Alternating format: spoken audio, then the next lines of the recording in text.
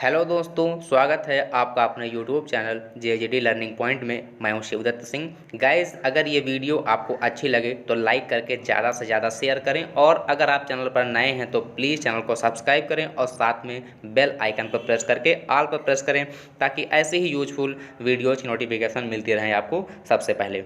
Guys, आपने इसके पहले की वीडियो में फर्स्ट चैप्टर की कंप्लीट रिएक्शन का स्टडी किया था। आज इस वीडियो में आप इस चैप्टर के इंपॉर्टेंट क्वेश्चन के बारे में पढ़ेंगे। आज की हेडिंग है आपके लिए दैनिक जीवन में ऑक्सीकरण अभिक्रिया के प्रभाव, और इसमें फर्स्ट हेडिंग रहेगी संक्षारण, जिसको कोरोजन भी कहा जाता है। कोरोजन होता क्या है, जैसे आप एग्जाम्पल समझने का प्रयास करें। लोहे की सतह पर जंग लगना, चांदी की परत का काली हो जाना और तांबे का हरा हो जाना। ऐसा क्यों होता है?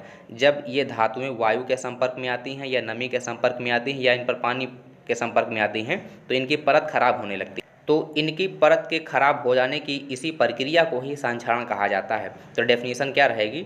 जब कोई धातु वायुमंडलीय ऑक्सीजन या नमी या अम्ल के संपर्क में आते हैं तो उसकी सतह धीरे धीरे खराब होने लगती है। इस प्रक्रिया को ही संक्षारण कहा जाता है। जैसे लोहे पर जंग लगना, चांदी पर काली परत आना और तांबे का हरा हो जाना। लेकिन आप नोट में एक पॉइंट ज़रूर ध्यान रखेंगे, प्लेटिनम और गोल्ड ये दो ऐसी धातुएं हैं जिन पर कभी रस्ट नहीं लगता। Clear guys? इसके बाद में आप नेक्स्ट हेडिंग पढ़ेंगे विकृत गंधिता, जिसको रैंसिडिटी कहा जाता है। रैंसिडिटी होती क्या है? आप जब चिप्स का एक पैकेट खरीदते हैं तो उसमें चिप्स लगभग 2 रुपए की होती है और 3 रुपए की गैस भरी होती है। तो वो गैस क्यों भरी जाती है? ताकि उस चिप्स में जो तेल या वसा उपस्थित है वो ऑक्सीजन के संपर्क में ना आवे और ख़राब ना हो। क्लियर? तो विकृत गंधिता में डेफिनेशन क्या रहेगी? वसा युक्त और तेल युक्त खाद्य पदार्थ जब वायु के संपर्क में आते हैं तो उनका स्वाद और गंध परिवर्तित हो जाता है। इस प्रक्रिया को ही विकृत गंधिता कहते हैं। क्लियर है ना? तो विकृत गंधिता को रोकने के लिए ही उस पैकेट में नाइट्रोजन गैस भरी जाती है, जिसके कारण उस खाद्य पदार्थ में उपस्थित तेल या वसा का ऑक्सीकरण नहीं हो पाता है। मीन्स यहाँ पर नाइट्रोजन एंटीऑक्सीडेंट प्रतिऑक्सीकारक का काम करती है, मतलब वसा और तेल का ऑक्सीकरण रोक देती है। तो नोट में आपको बता दिया जाए, चिप्स पैकेट की पैकिंग के दौरान उसमें नाइट्रोजन गैस भरी जाती है जो खाद्य पदार्थ में उपस्थित तेल या वसा को ऑक्सीकृत होने से रोकती है। इसीलिए चिप्स पैकेट जल्दी खराब नहीं होते और चिप्स लंबे समय तक खाने योग्य बना रहता है। इसके बाद में नोट नंबर 2 में आप एक पॉइंट और जान लें कि दो प्रतिऑक्सीकारक मीन्स एंटीऑक्सीडेंट के नाम अगर आपसे पूछा जाए तो आप ध्यान रखेंगे BHA और BHT। यहाँ पर BHA का मीन्स क्या है? ब्यूटाइलेटेड हाइड्रोक्सी एनिसोल, और BHT का मीन्स क्या है? Butylated hydroxy toluene. ये दो एंटीऑक्सीडेंट हैं जो ऑक्सीकरण को रोकने में मदद करते हैं। इसके बाद दोस्तों आप नेक्स्ट हेडिंग देखेंगे रासायनिक अभिक्रियाओं के प्रकार, और ये प्रकार आप ताप के आधार पर पढ़ेंगे। मीन्स इसमें आप पढ़ेंगे ऊष्माक्षेपी अभिक्रिया और ऊष्माशोषी अभिक्रिया। ऊष्माक्षेपी अभिक्रिया को एक्सोथर्मिक रिएक्शन कहते हैं और ऊष्माशोषी अभिक्रिया को एंडोथर्मिक रिएक्शन कहा जाता है। तो ऊष्माक्षेपी अभिक्रिया क्या होती हैं? वे सभी रासायनिक अभिक्रियाएं जिसमें ऊष्मा का उत्सर्जन होता है वे ऊष्माक्षेपी अभिक्रियाएं कहलाती हैं। जैसे अगर मीथेन की रिएक्शन ऑक्सीजन के साथ करती जाए या मीथेन का दहन किया जाएगा तो इसमें CO2 और वाटर का फॉर्मेशन होता है और साथ में ऊष्मा निकलती है। तो इस अभिक्रिया में ऊष्मा निकलती है, इसलिए यह अभिक्रिया ऊष्माक्षेपी अभिक्रिया होगी। इसके बाद में आप देखेंगे ऊष्माशोषी अभिक्रिया। ऊष्माशोषी अभिक्रियाएं क्या होती है? जिन अभिक्रियाओं में अभिकारकों को तोड़ करके उत्पाद बनाने के लिए ऊष्मा, प्रकाश या विद्युत ऊर्जा की आवश्यकता होती है, उन्हें ऊष्माशोषी अभिक्रिया कहते हैं। इसके एग्जाम्पल आपने जितने वियोजन अपक्रिया के एग्जाम्पल पढ़े थे वो सब यहाँ पर आप लिख सकते हैं। तो एक एग्जाम्पल आपको बताया जाए यहाँ पर, AgCl सिल्वर क्लोराइड है, अगर इस पर सनलाइट डाला जाएगा तो ये ब्रेक हो जाता है सिल्वर में और क्लोरीन में। इसके बाद में H2O का अगर विद्युत अपघटन किया जाएगा तो ये टूट करके 2H2 और O2 बनाता है। मीन्स यहाँ पर ऊष्मा या प्रकाश या विद्युत ऊर्जा की आवश्यकता होती है, इसलिए इन्हें ऊष्मा शोषी अपक्रिया कहते हैं। तो आप ध्यान रखेंगे वियोजन अपक्रिया के सभी उदाहरण ऊष्मा शोषी अपक्रिया के अंतर्गत आएंगे।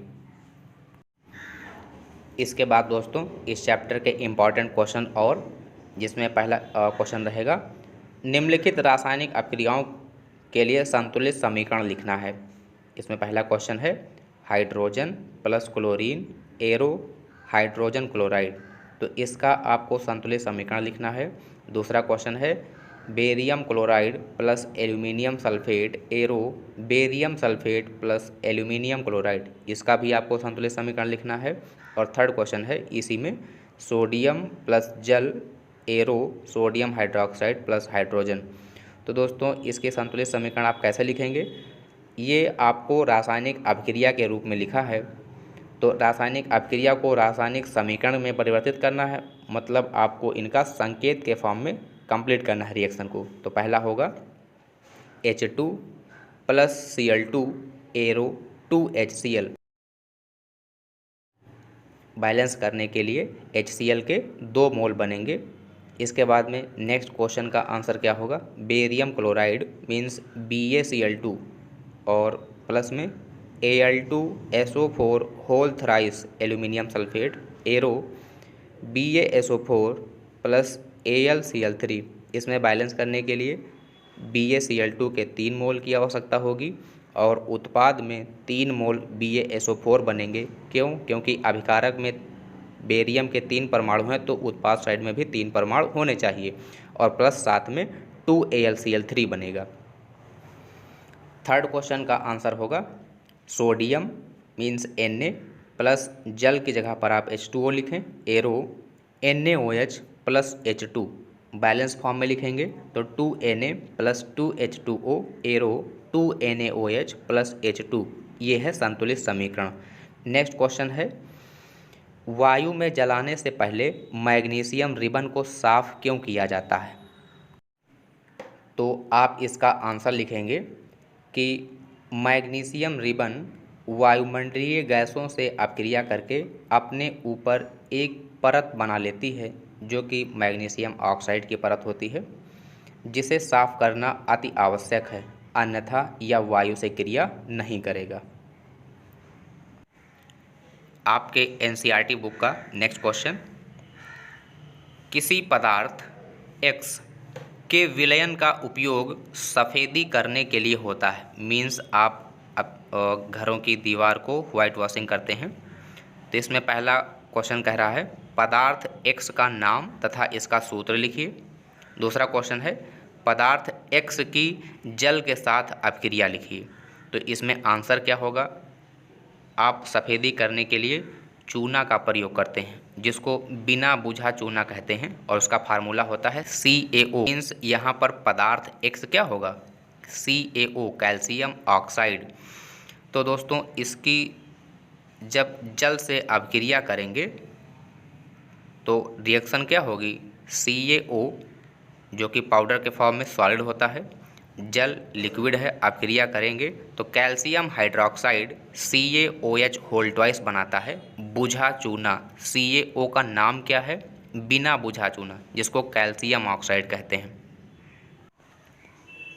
इसके बाद दोस्तों अगला क्वेश्चन है निम्न अपक्रिया में ऑक्सीकृत और अपचयित होने वाले पदार्थ की पहचान कीजिए।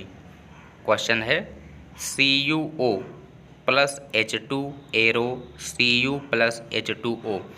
इसके पहले की वीडियो में आपको इस एग्जाम्पल के बारे में डिटेल में बताया गया है, तो यहाँ पर आप देख लें CuO से Cu में क्या परिवर्तन नज़र आ रहा है, ऑक्सीजन निकल रहा है और ऑक्सीजन का निकलना अपचयन कहलाता है। तो अपचयन CuO का हो रहा है और आपको बताया गया है कि जिस पदार्थ का अपचयन होगा वो ऑक्सीकारक का काम करता है। तो इसमें CuO ऑक्सीकारक है, H2H2O में परिवर्तित हो रहा है, इसमें ऑक्सीजन जुड़ती है, इसलिए H2 का ऑक्सीकरण हो रहा है। जिस पदार्थ का ऑक्सीकरण होता है वह अपचायक का काम करता है, तो इस अभिक्रिया में H2 अपचायक का काम करती है। तो आप रिएक्शन में नीचे लिख सकते हैं ऑक्सीकारक पदार्थ बराबर का साइन CuO, और उसके नीचे नेक्स्ट लाइन में अपचायक पदार्थ बराबर H2। इसके बाद अगला क्वेश्चन है, संतुलित रासायनिक समीकरण क्या है? रासायनिक समीकरण को संतुलित करना क्यों आवश्यक है? तो इसका आंसर आपको पहले वीडियो में बताया गया है, आप इसमें लिख सकते हैं वे रासायनिक समीकरण जिसमें अभिकारक और उत्पाद में परमाणुओं की संख्याएं बराबर होती हैं वह संतुलित रासायनिक समीकरण कहलाती है। इसके बाद आप लिखेंगे द्रव्यमान संरक्षण के नियम के अनुपालन के लिए रासायनिक समीकरण को संतुलित करना आवश्यक होता है। द्रव्यमान संरक्षण के नियम में आपको बताया गया था अभिकारक का द्रव्यमान उत्पाद के द्रव्यमान के बराबर होना चाहिए। मतलब किसी भी रासायनिक अभिक्रिया में द्रव्यमान को ना तो उत्पन्न किया जा सकता है और ना ही नष्ट किया जा सकता है, यही द्रव्यमान संरक्षण का नियम है। और नियम को फॉलो करने के लिए अभिकारक पदार्थों में परमाणुओं की संख्या उत्पाद पदार्थों में परमाणुओं की संख्या के बराबर होनी चाहिए, तभी द्रव्यमान संरक्षण का नियम लागू होगा। इसके बाद में अगला क्वेश्चन है, श्वसन को ऊष्माक्षेपी अपक्रिया क्यों कहते हैं? वर्णन कीजिए। तो आपको ऊष्माक्षेपी अपक्रिया में बताया गया था कि वह रासायनिक अपक्रिया जिसमें ऊष्मा का उत्सर्जन होता है वह ऊष्माक्षेपी अपक्रिया कहलाती है। तो इसका आंसर क्या होगा? श्वसन की क्रिया में हमारे शरीर की कोशिकाओं में ग्लूकोज का दहन होता है जिससे ऊर्जा निकलती है।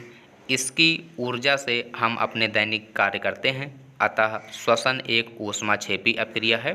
रासायनिक समीकरण को आप लिख सकते हैं ग्लूकोज C6H12O6 प्लस ऑक्सीजन जो कि श्वसन के जरिए आपके शरीर में आएगी, कोशिकाओं तक पहुंचेगी, 6O2 arrow 6CO2 plus 6H2O plus ऊर्जा मिलती है जिसको कोशिकाएं एब्जॉर्ब करके अपना फंक्शन करती हैं।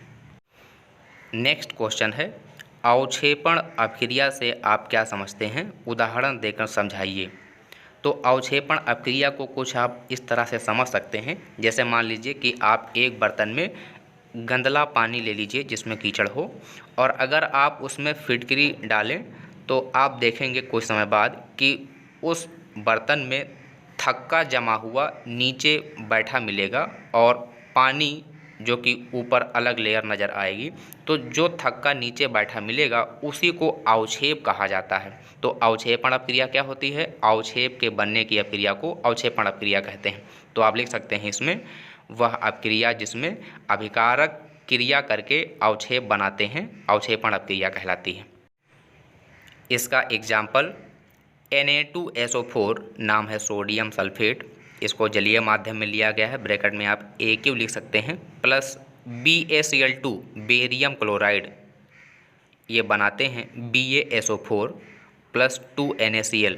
यहाँ पर BaSO4 का सफ़ेद अवक्षेप प्राप्त होता है, और जहाँ जिस अपक्रिया में सफ़ेद अवक्षेप बनता है वहाँ पर आप डाउनवर्ड एरो बना सकते हैं। मतलब डाउनवर्ड एरो यह प्रदर्शित करता है कि बना हुआ पदार्थ अवक्षेप है।